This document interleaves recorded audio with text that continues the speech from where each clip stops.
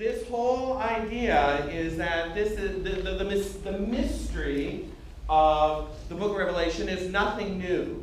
Nothing new. From the earliest of church, they understood this book to be full of symbolism. They understood it to be very mysterious. That's why part of it was in dispute. They couldn't understand what was it trying to say, whether it was really true or not. Was it an authentic vision?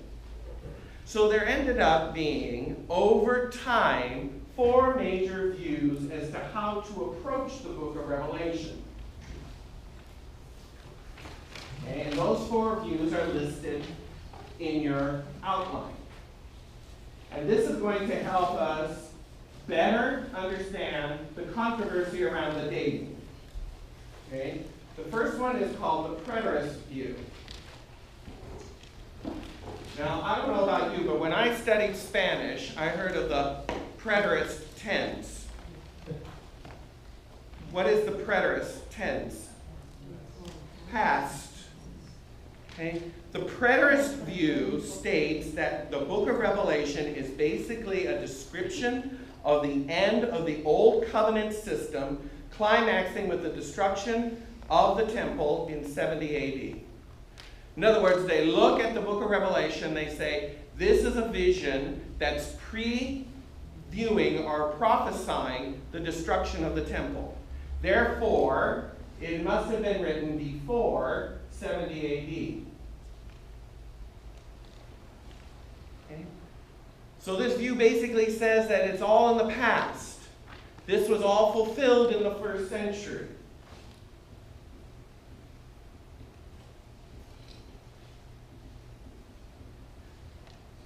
There's nothing mysterious about it. There's nothing beyond the fact that it was a book primarily written for people in the 1st century to prepare for the end of the destruction of the temple. Why is the temple destruction such a big deal? Because it represented and was the Old Testament covenant system. With the destruction of the temple, and it's never been rebuilt, means that you don't go back to the Old Testament covenant system. This is the theme in the book of Hebrews. Hebrews talks about that the Old Testament system with all of its sacrifices and all of its rituals is fading away. Okay? And Jesus himself predicted the destruction of the temple for many reasons, not the least of which was to demarcate the end of the Old Testament system.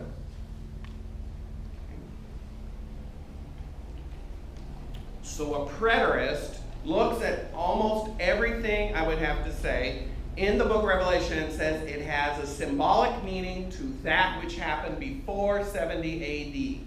and finds its fulfillment in the destruction of the temple at 70 A.D. Okay?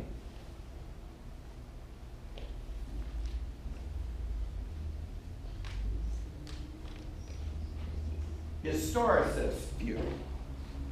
What's the historicist view? The historicist view looks at the book of Revelation and says it's not necessarily just about 70 A.D., it's actually a little deeper than that. It's actually a veiled panorama of church history from apostolic times to the second coming.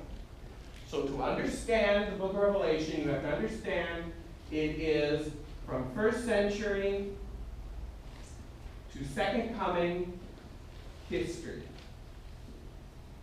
in veiled form. So it's a veiled form of the panoply of salvation history from the first coming to the second. So some elements have already transpired. Some elements have yet to be fulfilled. Okay? So one of the differences between the preterist and the historicist, the preterist says it's all in the past. Even the ones about the new heaven and the new earth, all of that, those are just symbolic or metaphoric of what we are existing now in the new covenant. It might have some future fulfillment, but it's primarily about the fulfillment of the Old Testament covenant system and the coming New Testament system. And historians would say, no, those elements are still future.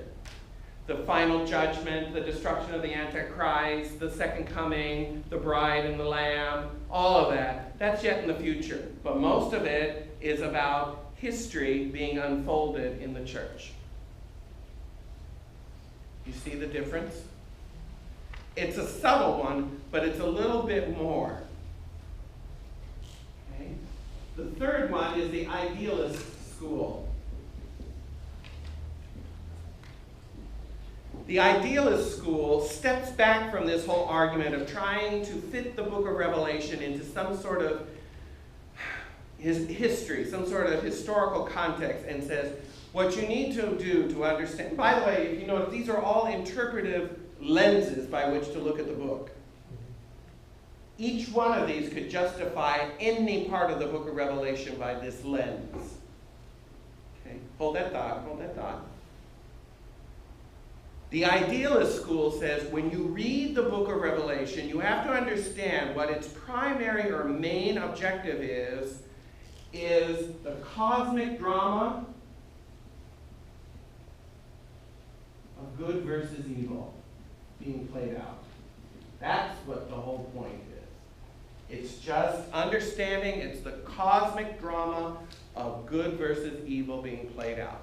Stop trying to pin it into today's headlines or in yesterday's history books. It's just a book of good versus evil. And the main thrust of it is to encourage those who read it that good will eventually triumph over evil, because that's what eventually happens at the end. So just sit back, relax, and just know that this cosmic drama of angels and demons and dragons and women and angels and locusts and all of this, it's just good versus evil planning itself out in this dramatic form. Quick question? Yeah, just the lenses are coming from various scholars and teachers throughout the history of the church. Oh, within our church. Mm-hmm. Wow, okay.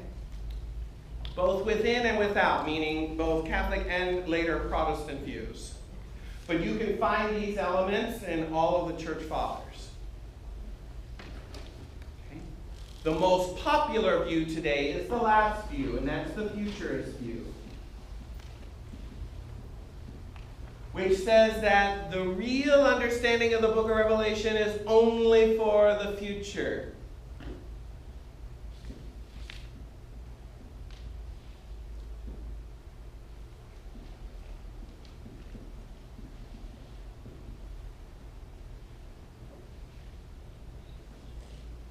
This is the popular view that you will hear on most TV preachers, TV radio. This is the most popular view among evangelicals. This was the view that I took before I converted. I believe that the book is truly only understandable in the future, and it describes what happens during the Great Tribulation period. Oops.